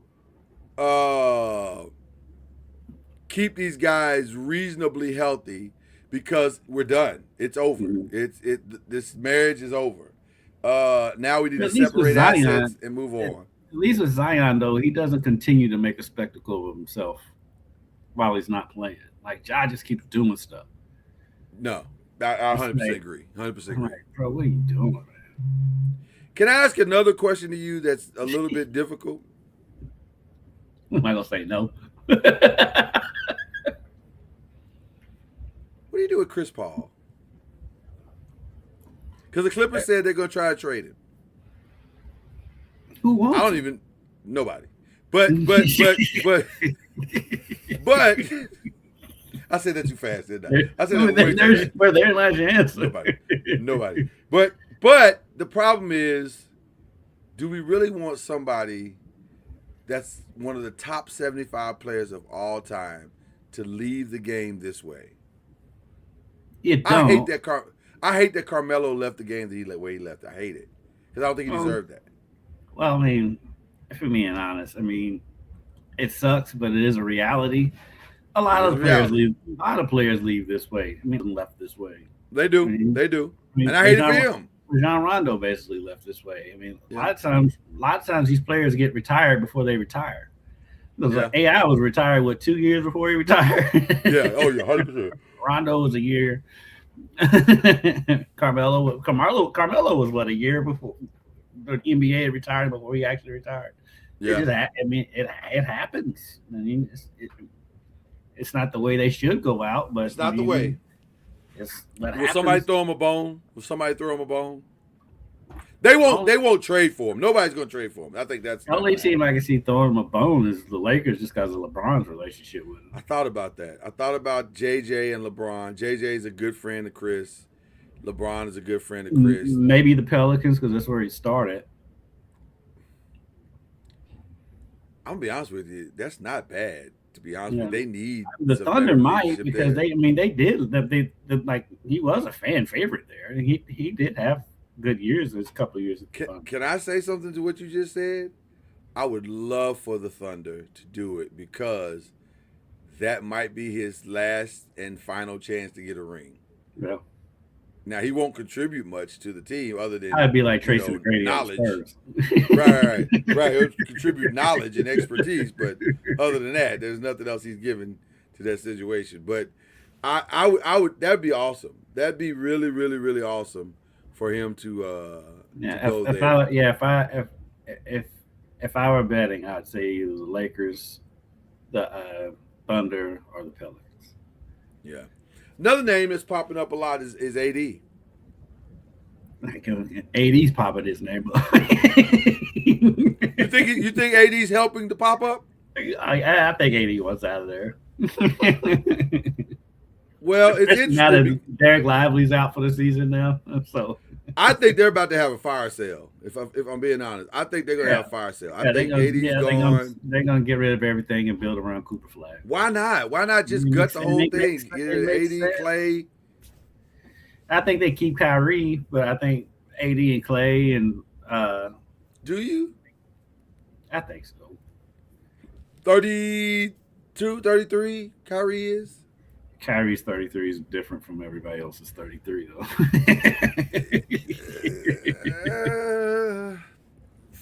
But Father Time is undefeated. It is undefeated. And we're talking about injuries now. And this is not his first injury. We're talking about an ACL, but yeah, I can see them keeping Kyrie, but I can see them parting ways. Because Kyrie's going to want another contract if he stays. Yeah. I can see AD, Clay, possibly Kyrie. If you're gonna reset, just reset. Just hit the reset button and start over. There's no honoring. Listen, why, if you're the Mavericks, are you trying to go compete for a title that you have no shot of winning this year? Right. You should be going the opposite. go tank the thing, get a backmate for Cooper Flag. Especially with this rookie class coming out. It's a lot of help. It's a lot of help out there. There's a lot of help out there in that rookie class. A lot of help out there coming. Listen, this is one of the best. I would say, man, this might be the best rookie class since 03. It's up there. It's gonna be up there. It's gonna be good. I don't think real basketball fans understand yet what you're about to see with this rookie class. But this is a rookie. It's got talent everywhere. You can just listen. There won't be a clamoring to get the top pick this year, because you don't have to. You can sit in the spot that you land and still get a franchise impacting player. Mm-hmm. Maybe even a franchise changing player. Anybody in that lottery is going to get an impact player, an immediate impact player in there. Man. So I think if I'm the Mavericks, I just gut it. Why not? I'm with you on that. Yeah, just gut the whole thing and be done with it. It's, So anyway, that's an interesting one. For some reason I heard the Pistons that are interested, and I don't get that at all. Interested in who? In AD. I can see Hearing a lot of Pistons know it. I see it, but I don't understand why you would do it. Well, the thing is with AD is he's not a guy that's going to come in and disrupt things. He doesn't have to have the ball. He can score if he gets the ball, but he doesn't have to have the ball. He's fine being a good defender. He's a good team player. I can see AD can fit in with anybody. AD Pistons, Mavs get Tobias Harris, Jaden Ivey, Ronald Holland. You like that? I don't believe in trading that much for AD. That's what I'm saying. That seems like a lot. But Tobias Harris, if I don't, he has to just rent, right? There's no way he gets traded. I know. I feel bad. I feel bad for Tobias because I like Tobias Harris as a player. Too. But Jesus, if dude gets traded right now, Tobias Harris is Will Smith on the Fresh Prince of Bel-Air. How come they don't want me, man? How come they don't want me, man? But somebody always is him and Michael Brogdon. yeah. That's another one. That's another. Now here's a wild trade right here. Used to be one from Courtney Lee from Western. Yeah. Here's a wild trade right here. Hawks get Anthony Davis, Jonathan Kuminga, Buddy Hield, Devin Carter. Mavs get Zach LaVine, a 2026 first-round pick, and a 2027 first-round pick. The Kings get Trae Young and Luke Kennard. The Warriors get Kristaps Porzingis, and the Pistons get Doug McDermott and cash considerations. Your thoughts on that one? That's a lot. That's a lot going on. And by the way, I heard all of that, and I don't know if any of that makes any of them teams better. Porzingis may make the Warriors better if he's healthy. How? How? If he's in healthy. What way? If he's healthy, you got a big that can step out and hit threes. I mean, I hate that for them. I just think because he's never healthy. True. He's never healthy. I just and to give up Kuminga for that, even though you're not using Kuminga anyway. So and Buddy Hield. Right. I'm not giving up Buddy Hield. Yeah, that's Buddy crazy. Hield seems like he has a good rapport with the team. It seems like he's a good teammate. Buddy Hield's locked in. I think Buddy Hield's locked in. I think your number one piece if you're with Warriors is Jonathan Kuminga. You got to solve that problem because that's causing you not just on court problems but off the court problems. The chemistry is all jacked up. I don't see giving up Kuminga to get Porzingis in return. I don't either. I don't agree with that. Now this is interesting. Anthony Davis, Tony Bradley to the Raptors, who are surprisingly really, really good this year. The Mavs get R.J. Barrett, Jakob Poeltl, Jarvis Walker, and Ochai Agbaja, and 2 first-round picks. And then the Pacers get Daniel Gafford. I don't understand why the Raptors would give up that much. Yeah, I don't know why they would either. You don't give up. I mean, R.J. Barrett's having a great season. Yeah, I don't know if I'd give up R.J. Barrett. I wouldn't give up R.J. Barrett for Anthony Davis. And by the way, if I'm the Mavs, I'm not 100% sure now that Lively's gone or Likely's gone, whatever his name. I get his name messed up all the time. Lively. I don't know if I give up Gafford. But if you're gutting it, then if I'm losing, am I gutting it to the studs? I guess I am if I'm getting up Gafford. You'll get Lively back next year. So now this is the one that makes the most sense to me. You will like this. Anthony Davis, Mason Plumlee to the Warriors. Draymond Green, Jonathan Kuminga to the Mavericks. The Lakers get Buddy Hield, and the Hornets get Maxi Kleber and Dalton Connect and cash considerations. Okay, who cares if the Hornets get in that scenario? Right, with that's just throw in to make the deal work. We don't care about any of that. But the only thing I don't necessarily agree with is the Draymond Green. I don't think that's gonna happen. Yeah, exactly. And I can't see giving up Draymond and Kuminga for Anthony Davis. I'll be honest with you. I don't think you have to. I think you can get this done. Now, AD to the Warriors makes 1,000% sense. That makes more sense to me than anything because you can manage that better in that environment. Because if you're the Warriors, you don't care that Anthony Davis is not healthy all season long. All you need him to be is healthy coming in out of February into March. Right. If he can do that, we're good. So, I don't know. I kind of like that one a little bit. Here's the last one, I think. Let's see. Spurs get Anthony Davis. Mavericks get Harrison Barnes, Keldon Johnson, Luke Cornett, a 26 second-round pick, a 28 and 29 second-round pick, and swap rights for the 2030 first-round pick. And then the Bulls get Najee Marshall. I can see that because essentially, let's be honest, the Spurs are giving up a bunch of junk to get Anthony Davis in that trade. 1,000%. 1,000%. I'll tell you one of the reasons why I do love that trade. they need some Wembanyama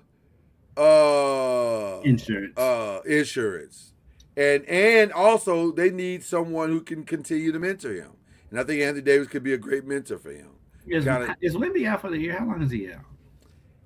I don't think he's out for the year, but he's out. Like, and they don't seem to have I've heard no timetable of his return. So I don't think this is the same thing he was out for last year.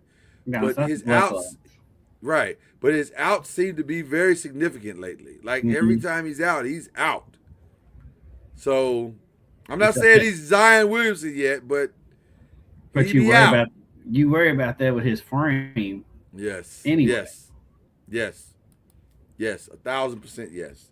So that's interesting. But we gotta stay tuned on this trade thing. I think that's gonna get heated up faster. We'll get some movement next week. Maybe not necessarily that, but we're gonna get some movement next week. Conversations are about to truly begin. Like they're starting to bubble under the surface. Headline hits. I think you're gonna see some crazy stuff go on. So don't be surprised if your favorite guy may not be on your team anymore. Like And let me say this. As great as Austin Reeves has been, there's a gaping hole on the defense. And they know it. And they know they got to fix it. And the name that keeps coming up that I hear is Herb Jones, which is a perfect fit for what they want to do.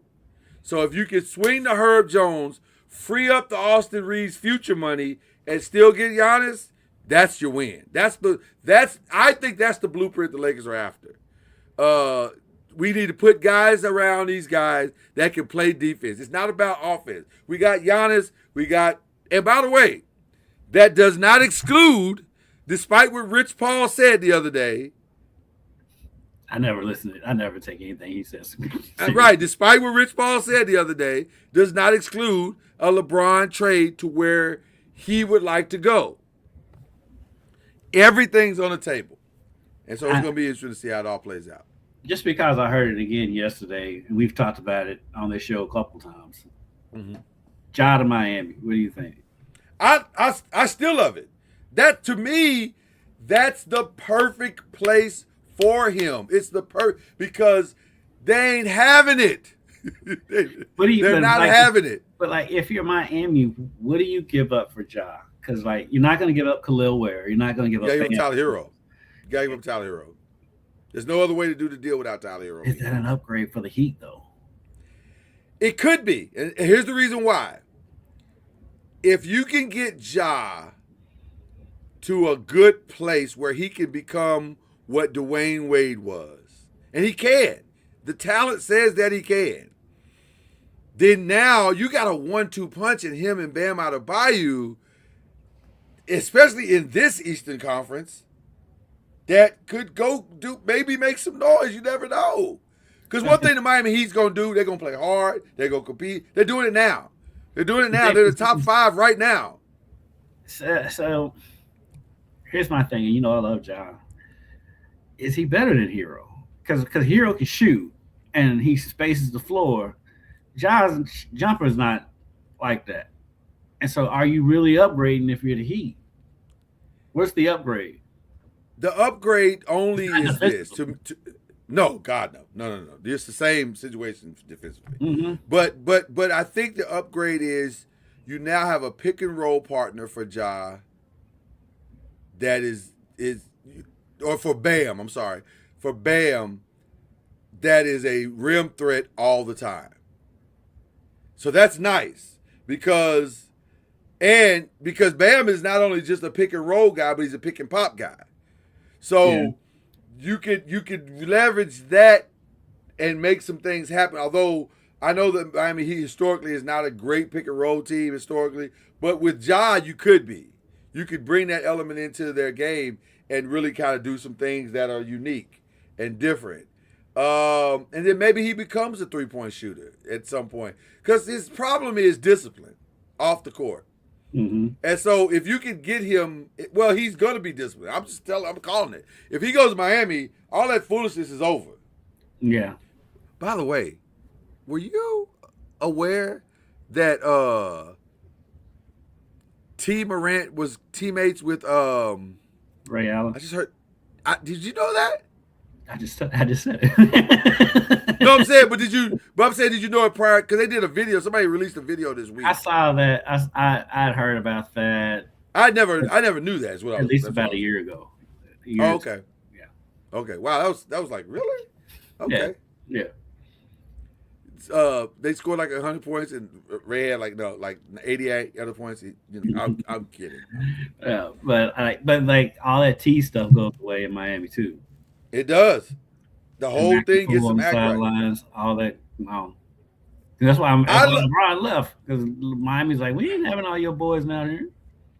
I love it for Ja for this one simple reason, because he's got to do something to salvage his career. Because I don't think he knows. I don't think he's aware at all of how bad it really is. It's bad, man. It's bad. And I'm not disputing it, but I'm just like, how are you that unself-aware to realize how much you're throwing your career down the toilet for nothing? It's about who you have around you. It's about who you have around you. When you don't have honest people around you that are telling you the truth about your circumstances, you'll believe the hype over the truth. Like the hype is, oh, Ja, you still got it. Come on, let's turn up, right? But that's not the reality. The reality is this ain't got nothing to do with basketball. Mm-hmm. This is about your character. Mm-hmm. Right now, your character sucks, and everybody sees it. Mm-hmm. My mama used to say, "To girl, your slip is showing." That's what's happening with Ja. Your slip is showing, fam. You need to pull your dress down. Everybody can see. Everybody can see you. Is what I'm trying to tell you. That's an old school saying. If there ever was an old school saying, ain't it? So many levels. Hey, your slip is showing, fam. I love it though. Yeah, your slip is showing. So anyway, okay, that's all we got on that. We got a few minutes left in the show.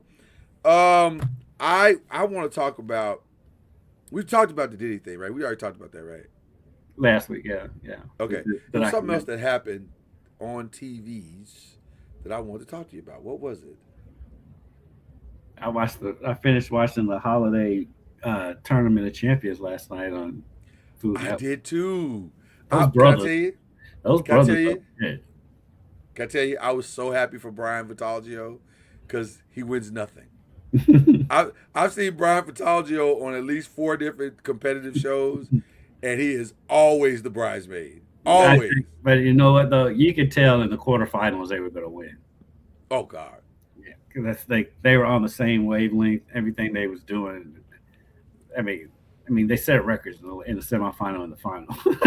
when they hit the double 46, I was like, oh, well, we see who the front runners are. Like, Jesus.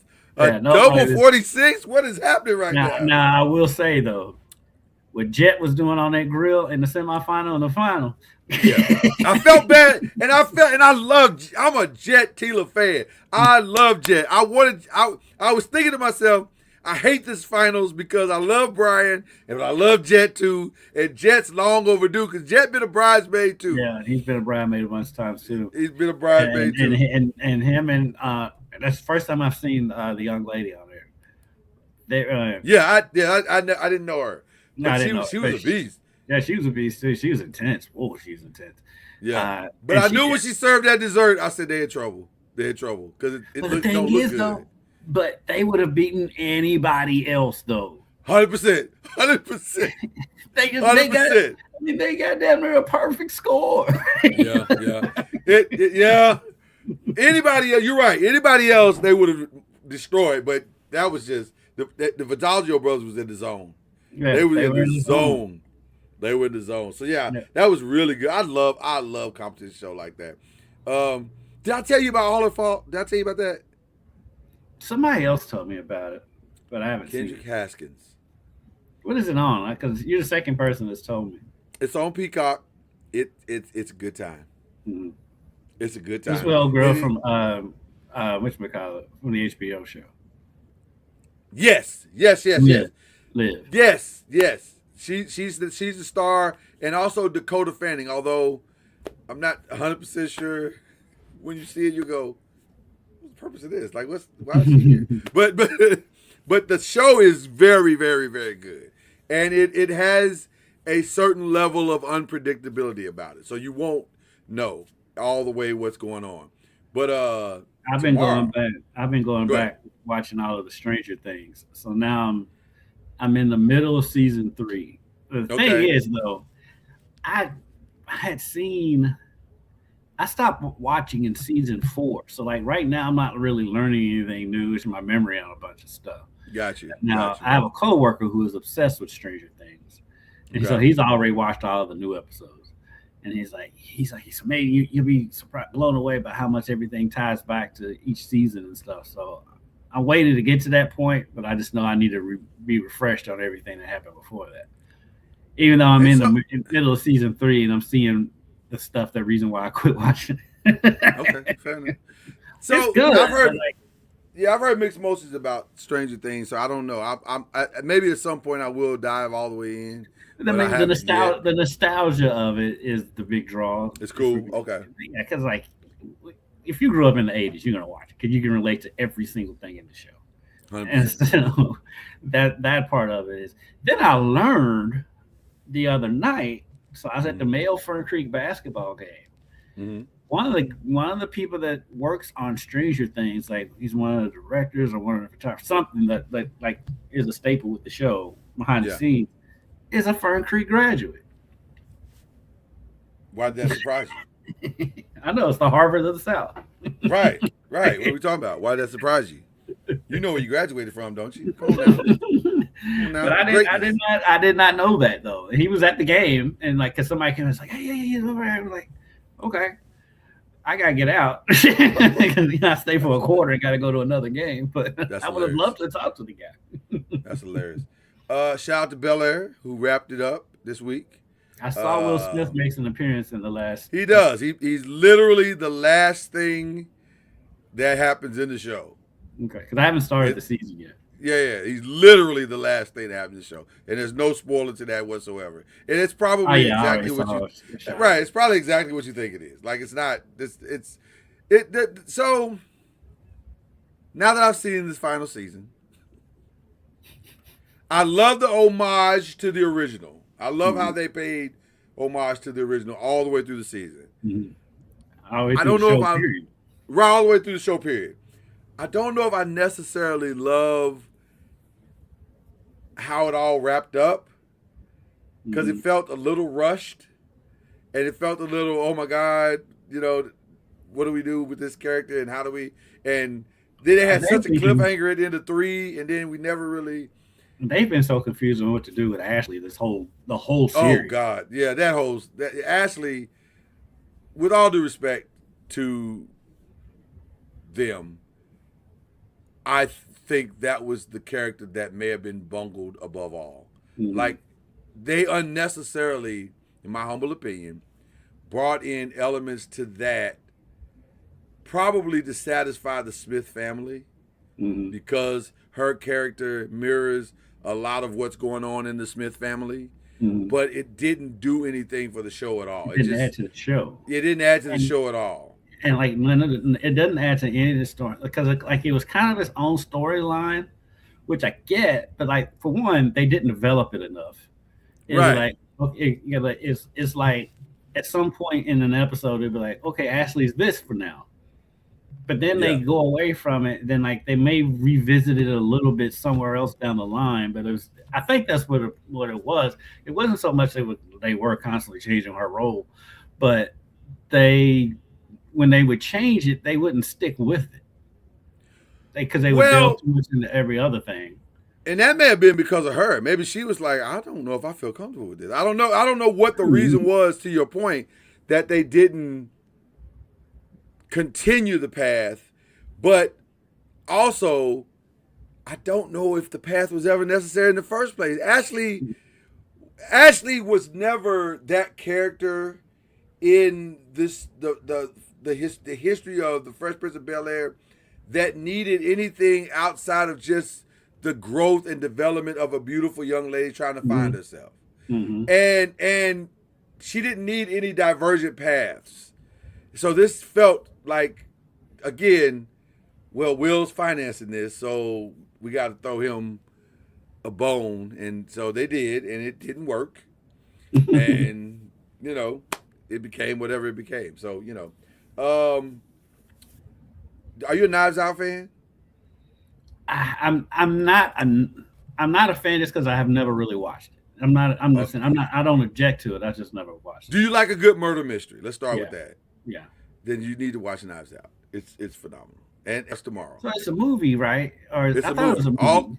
No, it's a movie. So that's the other beautiful part about it. It's a movie, so you can one off it. It's over. Like you watch it and you can move on with your life. So I think 2, in my humble opinion, 2 is better than 1. Well, I say that, but really, both of them are really good. Jesus, both of them are really, really good for different reasons. Mm-hmm. 2 is bigger than 1. I'll say that, but 1 is really, really good. So I'm looking forward. Right? They're all on Netflix. Okay. Yeah, they're all on Netflix. So 3 comes out tomorrow on Netflix. There's a new show on Peacock that is of that realm, because I think that's the show that the Kelsey brothers' mother is in. Oh no! That's The Traitors. But that's the best. That's the best. But that's a reality show. That's a reality game show. Oh, it is. Okay. Yeah. And let me tell you this: Traitors is a good time. I would recommend that you go watch The Traitors right now. It is a good time. If you like reality game shows, it is a good time. It is funny. It's deceptive. It's intense. It's got a lovely intensity to it. It's a good time. It's a good time. I like it. I like it. Hold on. What did Pastor Corey say? He said, "Don't let him see you say that it didn't work. You might Chris Rock." You're right, Pastor Corey. Ain't nobody scared of Will. I'm really not. Me and Will the same size, so bring it. Bring it. You want some of this? I'll give you all you can stand, brother. Let's square up. So there you go. And I mean that in the most respectful way. Shout out to Will Smith. So yeah, Knives Out. Yeah, Knives Out comes out. You got a lot of money. You can fund stuff. You can. Much respect to Will Smith. As I go through this first round of giving. Much respect to Will Smith. So Knives Out comes out. And then finally Saturday, the OG wrestler hangs it up. John Cena. Final match. For one, it's like John Cena, he's not that old. He's 48. That's an older wrestler. No. Ric Flair still go out there. Well, but he ain't wrestling, though. He's just out there. Robbie Rock's what, 53, 54? Like, wrestlers don't retire for real. Rock is up there. Well, John Cena says he's done. He says I am. He said y'all agree FAFO because I'm done. I am not coming back out here. Now he said he'll come out to do promo stuff, but he said he ain't wrestling no more. I don't know. I might believe. John Cena, man, for one, this John Cena retirement tour has been going on for 2 years. 1 year, don't do that. 1 year, it was 1 year. Like 1 year. And it's gonna be like Elton John. Elton John been on his final tour for a decade. That's the longest final tour in the history of tours. I'm like, fam, wrap it up. Like, come on, man, take it to the house. That man kind of spoke on that the other day. He's talking about, is this the last Wu-Tang tour? It's like, yeah, we say that.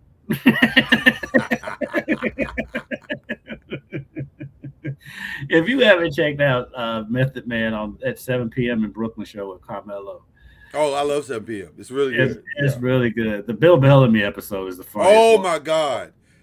I will publicly thank you for telling me about the Bill Bellamy episode. And Kevin Hart was pretty funny, too, with the Bill Bellamy. That was a good time. Yeah, that was a good time. I enjoyed that tremendously. Okay, so there it is. That's all we got. It's probably shout-out time because we can't stay forever.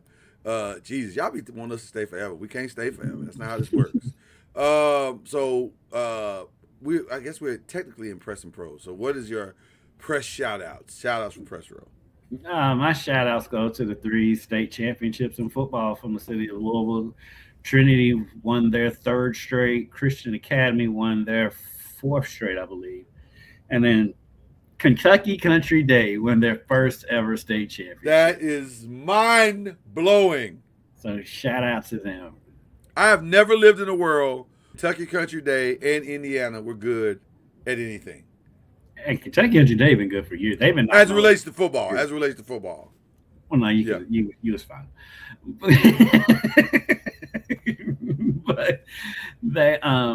But they've been knocking on the door for a few years now in football, and their head coach Matthew Jones, shout out to him, one of the nicer guys that we deal with, and we've watched their climb. So then for them to finally get to the mountaintop, it's great for them. So shout out to them, and yes, shout out to Indiana, who is the Big Ten champion and the #1 seed in college football playoffs. I know it sounds crazy. And you know what? I've been saying it all season that IU had a better resume than Ohio State. You and I have been saying all season that Indiana was for real. Mm-hmm. And everybody, all of our friends and our co-media people, oh, Indiana, who knows? No, watch the game. They are for real. And the way that they beat Ohio State, they're for real. They're good. Listen, you're going to have to go beat Indiana. Yeah, they out physical to Ohio State. Think about that. Think about that, people. They are for real. So I want to definitely give them a shout out. Shout out to Coach Junior, who got his first victory while we was gone. Mm-hmm. He got the win, so he's won in whatever. But that's okay, because it's a process. It's a process. Yeah. So he's shout out to Fernando Mendoza while we was talking about IU as Heisman candidate. Yeah, I think he's going to get that. I think probably is the favorite last time I looked. Yeah, I don't.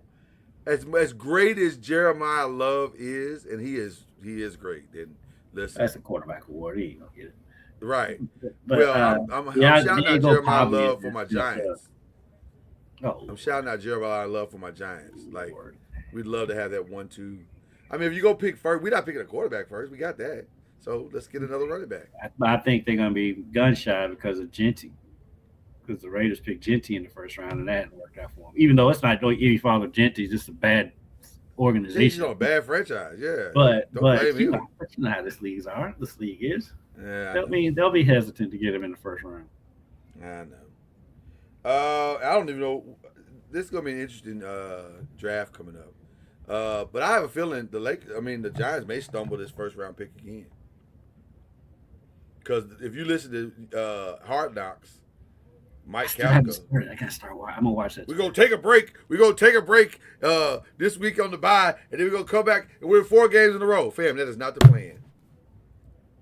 That is not the plan. I don't know what are you talking about. When has the Giants won 4 games in a row? Period. In recent history. I mean, I'm not even trying to be a jerk. I'm just saying. I'm not even trying to be a jerk. But that's not the plan. What are you talking about, fam? Fam, the plan is go be competitive for 4 games, but get this #1 seed. And since Tennessee already gave you the opportunity and opened up the door for you, let's just go get the #1 seed and call it a day. #1 pick. Right, #1 seed. Yeah, #1 pick. Yeah, let's go get that and call it a day. What are we doing? Why are we talking about this? Yeah, okay, you already got your quarterback. You got your receiver. Your defense still can need some help. But, yeah. But it's not far away. We're not far away from where we want to be. You can go out and get the best player available. You're in a situation where you can get the best player available. There's not like, we need a quarter. You have your quarterback. And so you can go out and get the best player available. This is the first time all Heisman Trophy candidates are people of color. I'm going to say probably not. But I can't remember. I can't remember either. I would have to guess no. The year, I'm going back to the year that Lamar won it, Baker Mayfield was there. I would say this is the first time. This may be the first time that the color is so diverse. Yeah. Yeah, I would say that. There's 2 brown. Right, because normally we don't have this many browns. Just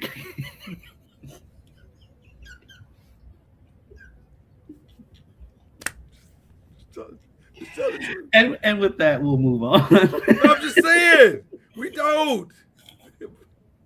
No lies being told, no shade being thrown. I've been shouting both those young men's names since the last 2 years. I love Diego. I love Fernando. But they're Browns.